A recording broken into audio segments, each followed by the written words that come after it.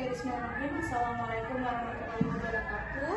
Waalaikumsalam warahmatullahi wabarakatuh. Hari ini kita akan melanjutkan materi kita tentang neonatus ya, neonatus bayi balita. Kemarin kita sudah dapat materinya di kelas, jadi hari ini kita lanjut di labnya, praktikumnya. Oke, kemarin itu materi kita tentang penggunaan DDST, Damper Development Screening Test. Jadi ini adalah alat untuk memantau tumbuh kembang anak. Nah, pertumbuhan dan juga perkembangan, tapi dia dominan ke arah perkembangan. Kenapa? Karena pertumbuhan sama perkembangan beda kan? Kemarin materi tadi kelas, pertumbuhan itu identik sama hitung-hitungan angka. Terus kalau perkembangan itu dia neurofnya ya, fungsi dari sistem stimulus otaknya. Nah, itu yang dilihat dari perilakunya. Hari ini kita akan mempraktekkan bagaimana penggunaan DDST untuk memantau tumbuh kembang anak ya. Pertama itu kita siapkan tempat untuk tes. Jadi tempatnya hari ini kita di lab kebidanan, laboratorium kebidanan. Selanjutnya mempersiapkan alat yang akan digunakan. Jadi alatnya tidak banyak karena kita mau memantau tumbuh perkembangan anak, makanya kita hanya pakai ada namanya formulir atau lembar DDST. Jadi ya ini besar ya. Sebenarnya kan kalau kalian punya ada ya. Ya ada yang kecilnya ya, seperti itu. Jadi ini dia timbal balik sebenarnya dengan yang ini. Ini di bagian belakang, ini bagian depan. Oke, seperti ini. Oke, selanjutnya pasti ada bayinya atau ada anaknya. Nah, karena DDST ini dilakukan pada anak usia 0 sampai 5 tahun. Dari 5 tahun 11 bulan, 30 hari atau 29 hari itu masih masuk 5 tahun ya. Kalau pas 6 tahun itu tidak bisa. Kenapa? Karena dia hanya 0 sampai 5 tahun untuk pemantauannya. Dan pasti ada bayinya, itu bayi atau mungkin anak balitanya. Ya seperti itu. Hari ini kita pakai bayi ya, karena anak balita kita pakai bayi. Selanjutnya menyapa orang tua, pengasuh dan anak dengan ramah, dari komunikasinya dengan ramah ya. Jadi misalkan saja ada yang jadi orang tua salah satunya, siapa kira-kira menjadi orang tua di sini? Boleh? Satu orang. Silakan. Oke, jadi ibunya ya. Ya Bu, silakan masuk Ibu. Silakan duduk sini Bu. Oke, Ibu. Dulu ya Bu. Ibu punya anak bayi ya, usia 2 bulan nih. Nah, bayinya usia 2 bulan. Kita memantau perkembangan bayi. Jadi kita melihat perkembangan bayi ibu itu normal atau ada keterlambatan, tapi kayaknya ini normal ya bayinya nanti. Jadi boleh saya melakukan pemantauan Bu terhadap bayinya? Oh iya, terima kasih Bu, silakan bayi. Ya, sudah menyapa ibunya dari si bayi ya. Setelah itu dijelaskan juga tadi tindakan yang akan dilakukan ya, pemantauan tumbuh kembangnya.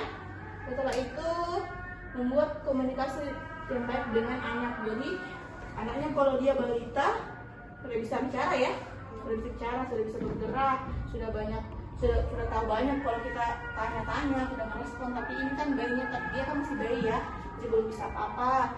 Cukup kita pantau, kita gendong. Setelah itu bayinya ditaruh dulu ya, disimpan dulu di atas tempat yang nyaman untuk bayi, kasur. Jadi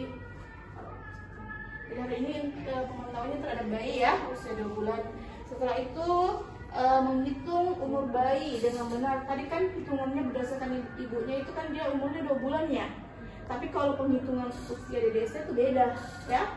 Mungkin kalian sudah pelajari kemarin ya, ada rumusnya. Itu rumusnya mungkin kita sudah pelajari kemarin di kelas. Jadi sudah tahu semua rumusnya seperti apa.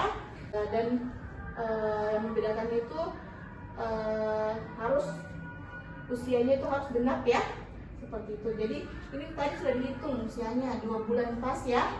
Kita lanjut menanyakan apakah anak lahir prematur atau tidak.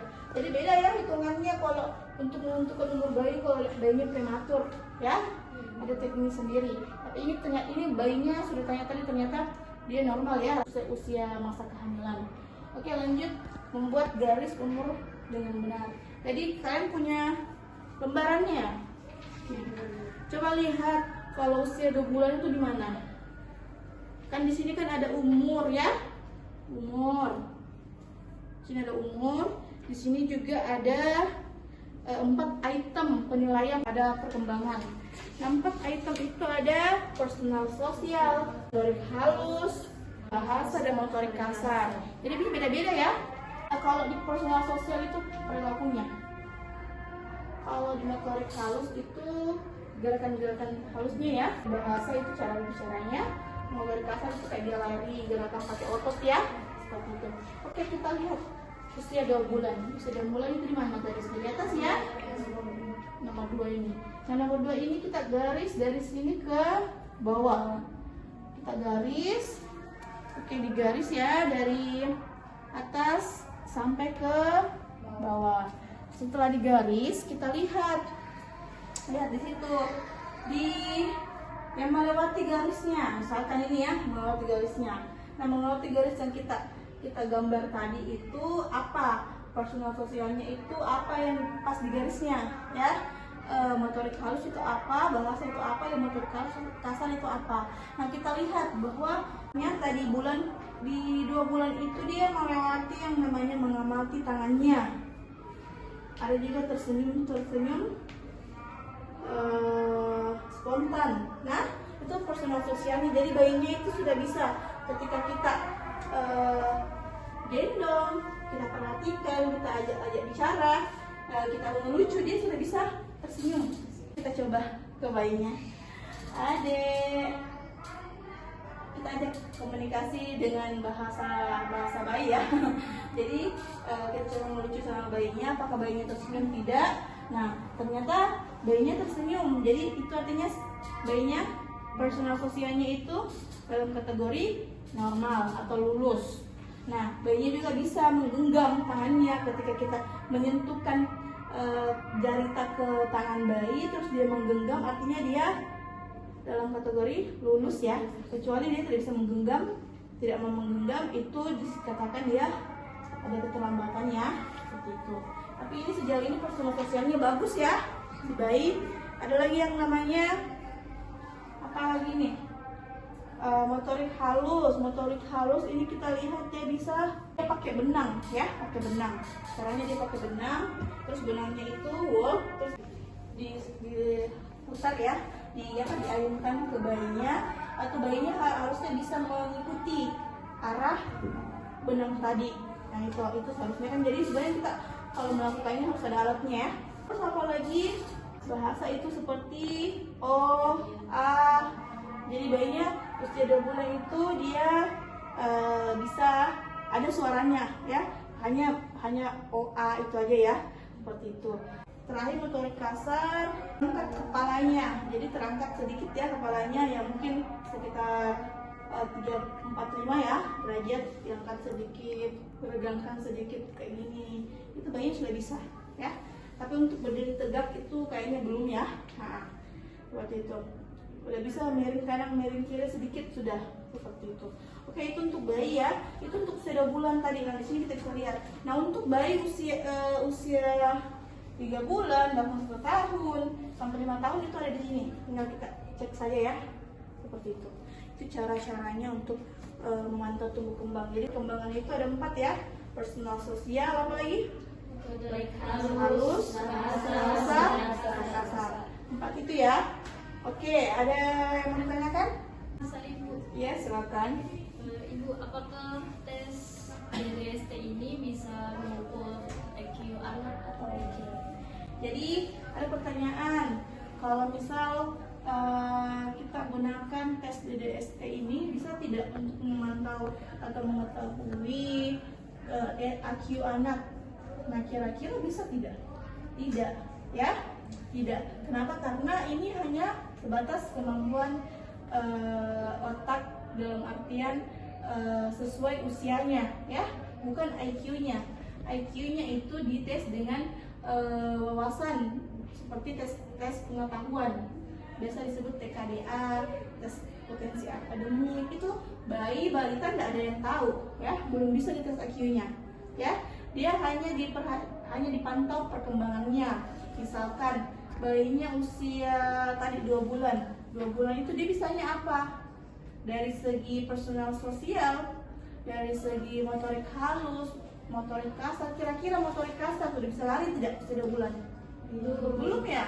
Belum. Kita lihat di situ kalau 2 bulan dia belum bisa. Dia baru bisa gerakan sedikit kepalanya, ya.